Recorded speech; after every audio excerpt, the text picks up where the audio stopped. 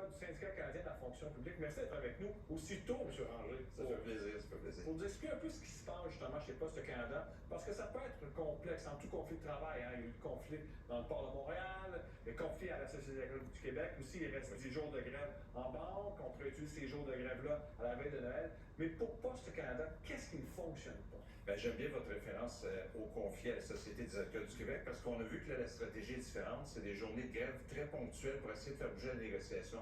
J'étais un peu surpris de voir qu'au poste, on arrive tout de suite avec la grève générale limitée. Évidemment, ça appartient au syndicat. Mais pourquoi je suis surpris? C'est parce qu'il y a tellement de demandes actuellement des partis. Il y a tellement d'enjeux importants que je vois pas comment ça peut se régler en quelques jours. Donc ça, c'est à mon avis, c'est un des problèmes dans cette négociation-là. Puis on l'a vu, bon, déclenchement de la grève. De l'autre côté, l'employeur qui prétend que lui, c'est pas un locataire. Il y avait même un débat sur cette question-là. Mais je pense qu'une des avenues, et je suis surpris que le ministre ne l'ait pas utilisé à date, là. Je comprends qu'à date, il avait utilisé l'arme de destruction massive, l'article 107.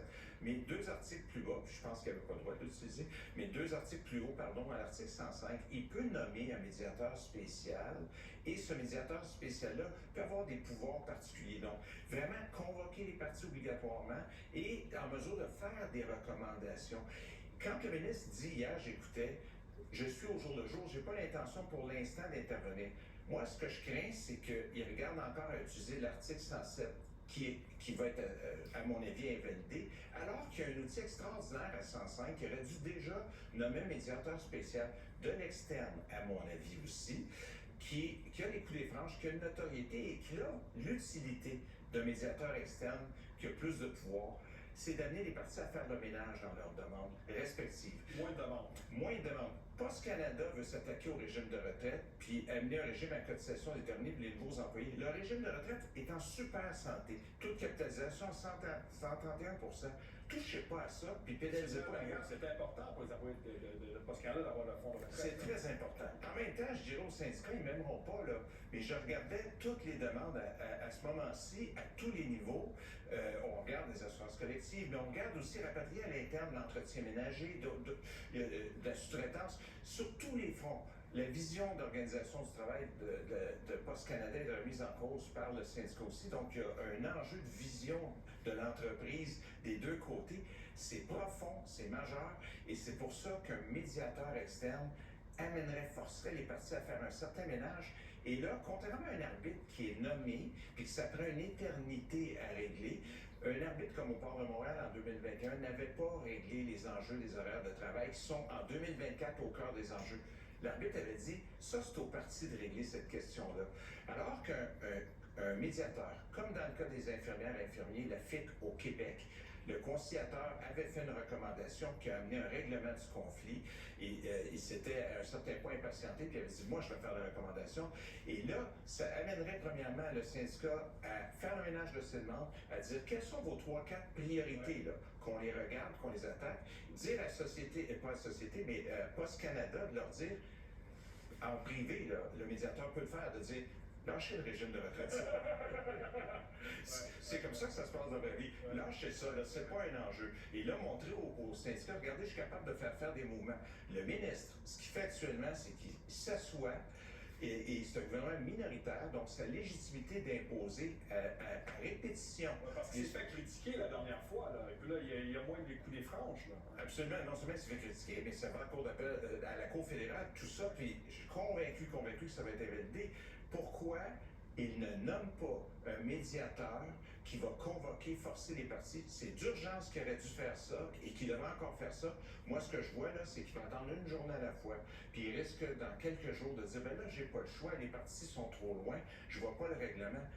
Son travail au ministre du Travail, c'est de favoriser la négociation, pas de suspendre des droits fondamentaux. Et pour moi, il y a l'article 105 qui sert à ça, il ne s'en sert pas. Puis il n'ose pas non plus convoquer la Chambre des communes pour faire un débat démocratique. Moi, ça me fatigue beaucoup.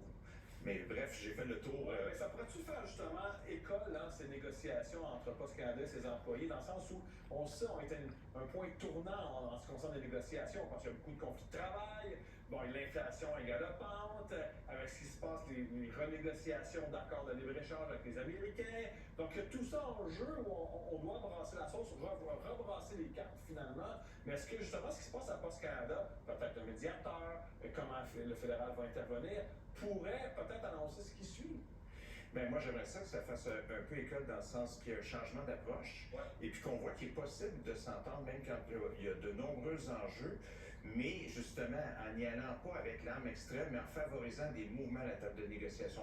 Parce que là, la fenêtre, le contexte que vous parlez exceptionnel, là, on sait que les élections américaines ont amené beaucoup d'incertitudes, mais au Canada, le contrôle de l'inflation est là, le taux de chômage est en train de remonter, les taux d'intérêt baissent, le contexte est moins favorable à des grandes augmentations de salaire. Donc moi, si j'étais le syndicat de Poste Canada, actuellement, je dirais 9 la première année. Je ne critique pas, là, mais il n'y a pas eu ça au Québec. Là c'est peut-être justement favoriser des mouvements à la table, de baisser un peu ces attentes-là, de regarder à remanier ces autres enjeux, puis de prioriser. Mais la fenêtre d'opportunité pour des bons règlements, elle rétrécit. Effectivement. On me souffle à l'oreille qu'il me reste 30 secondes à manger, mais moi je passerai l'heure avec vous. C'est fascinant. Bon, le syndicat veut que le salaire en 4 ans passe de 28 médian à 34 Est-ce que c'est réaliste, ça? Bien, ce qui est, je dirais, si on regarde, c'est pas des salaires très, très élevés. Donc, je comprends un peu les demandes, là.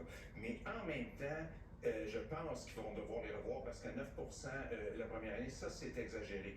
Mais il y a aussi toutes les autres demandes. C'est là-dessus, je pense que là, ça devient l'ensemble de l'œuvre est, à mon avis, exagéré. La position de Poste Canada est, à mon avis, exagérée.